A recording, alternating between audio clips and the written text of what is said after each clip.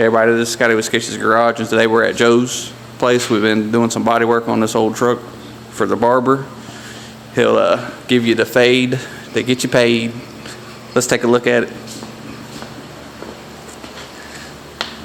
She's coming down in there for us pretty good.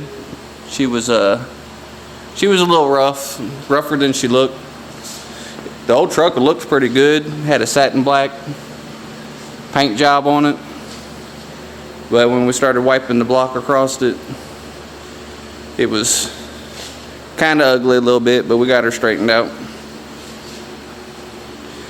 Today's video, we're going to show you how to use guide coat. In particular, this time we're going to use dry guide coat. They make some stuff that's spray can. I prefer this stuff right here. It is a little expensive. It's like 30 bucks, 40 bucks, something like that. But to be honest with you, I've had that can right there for almost 5-6 years now, so it goes, seems like it goes forever. The one thing about it is the applicator pad. It comes with something chintzy on the front of it, and it doesn't work that well. And one day my daughter was helping me, and she said, "Dad, I got an idea. Let's change that pad up." And she came up with this. She just took an old microfiber towel, wrapped it around it, and zip tied it, and it works perfect. Today Joe's going to show us how to use this stuff. What's going on, Joe? Not a whole lot, Scotty. How y'all doing today? Pretty good. So do you prefer the dry guide coat or the wet? I'll use either one myself, but this will work better and you ain't got to dig it off near as hard. Yeah, that's the good thing about this stuff. It'll wipe off with some wax and grease remover or whatever you use to wipe down with. As you can tell, you just want to put a coat on there and cover the gray. So how many bodies have you rubbed down in your lifetime there, Joe? More than I want to think about most of the time. You like rubbing down the big bodies or the little bodies? I like them all. Like them all, boys. What about you? You like them with curves or you like them flat? I like them kind of flat with a few curves. Few curves, like a Coke bottle, I guess, huh? There you go. So what grit sandpaper you normally start with? We're going to re-prime this again, so we'll probably just go with 180 on this trip and then come back with a 320 or 400 and finish it out.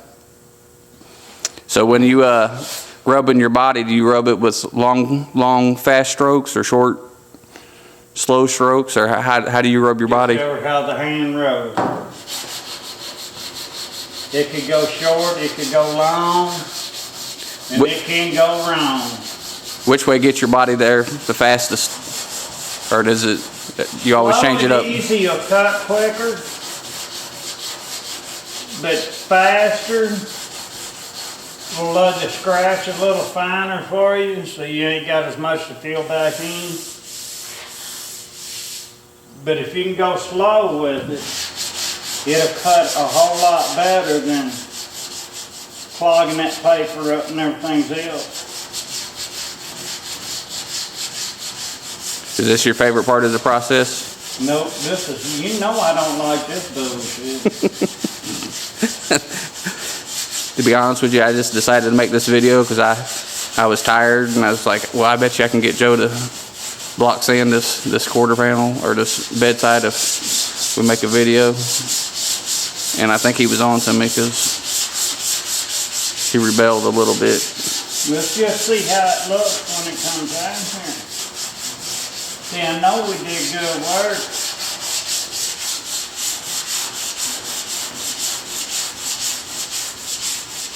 Flying right off there, ain't it? Yes, sir. You want to stop for a second?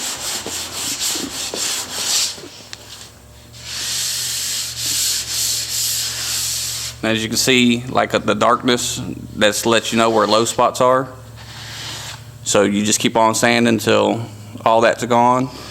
Now say we're sanding this and we got a spot right here that don't want to disappear, and it looks like you're about to break through to metal over here. You need to stop and address it. What would you do, Joe? We use the easy sand, or you can use some metal glaze, or even the dolphin glaze. You know, just some 2K putty to keep it from not shrinking on you, and everything will hold together all right.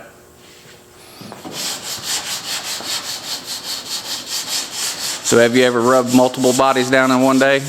Or are you usually a one body a day guy? Dude, it's about one body a day is all a man can handle.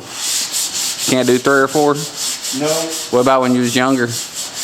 When I was young, like I said, me and you talked about that. When I was younger, I go to work 8 or 9, 10-hour day, come home, work till midnight, 1 o'clock, 2 o'clock in the morning, go back and do it again.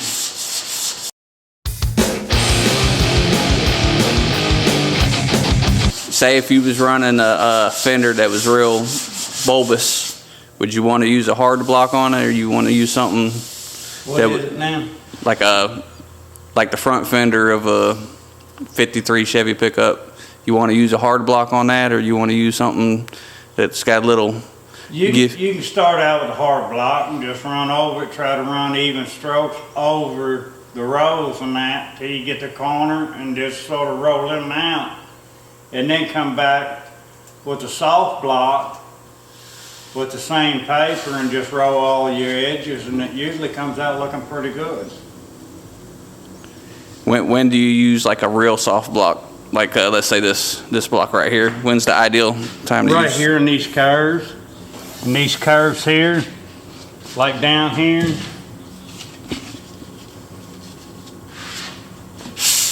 You can get a good straight line across it and see it's already cutting good. So you can come across here like that and then start rolling this thing together.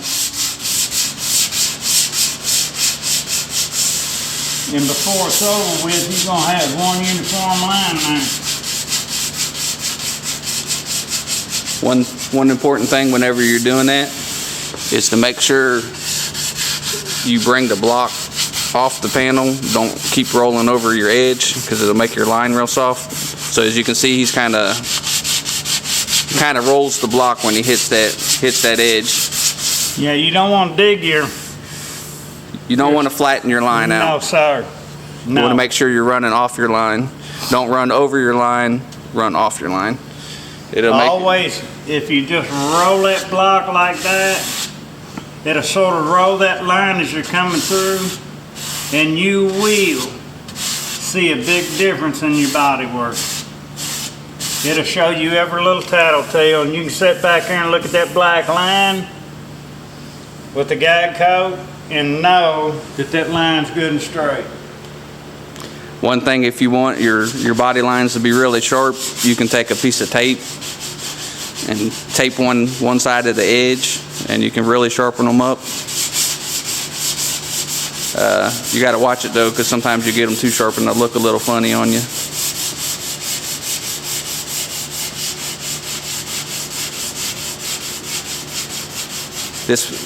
This part of the process, you want to make sure you kind of take your time. The biggest thing you're after is just get it good and smooth and straight. Get out all your little imperfections. You can save yourself a lot of headache if you just take your time and go about it and work it down easy.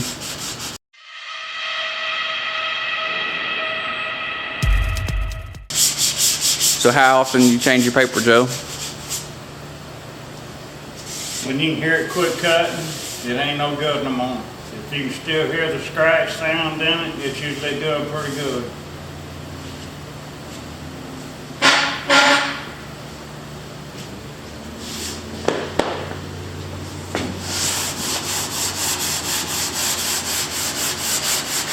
Now he's at a spot that goes a little bit quicker because it's a big semi-flat area. Before he was in curves, so you got to work your curves a little bit different. But in your flats, you can just kind of mow through it.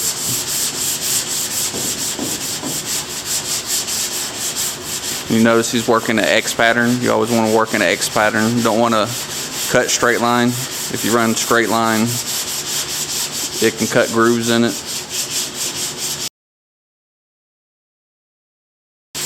See, there's a couple little spots in there. That's a spot where there was some little bit of damage on the truck, so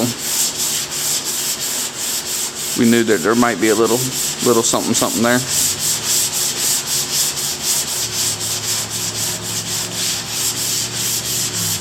Something else you notice is like them little spots, he just doesn't stay on that spot. He'll swipe across it 2 or 3 times and then he'll work out and then he'll come back into it.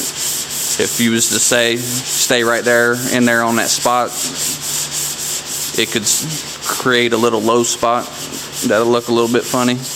But if you keep working it out, step it out a little bit, it'll clean up pretty good for you.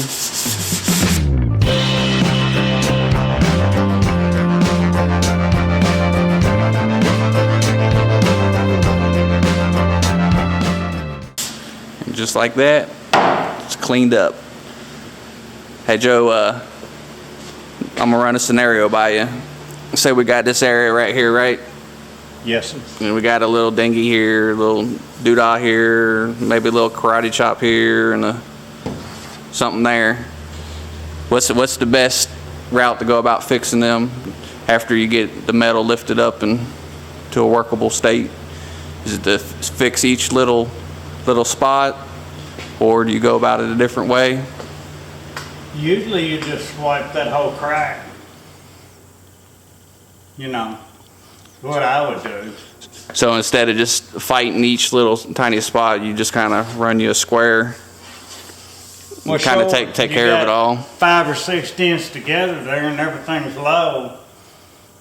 You know, every one of them's low and you get them out as good as you can, you still got a pimple spot all the way around there. So if you just coat the whole thing and smooth it back down, Be good to you're go. good to go. All right. Well, guys, that's our spiel for today. Hit the like and subscribe button. We'll catch you on the next one.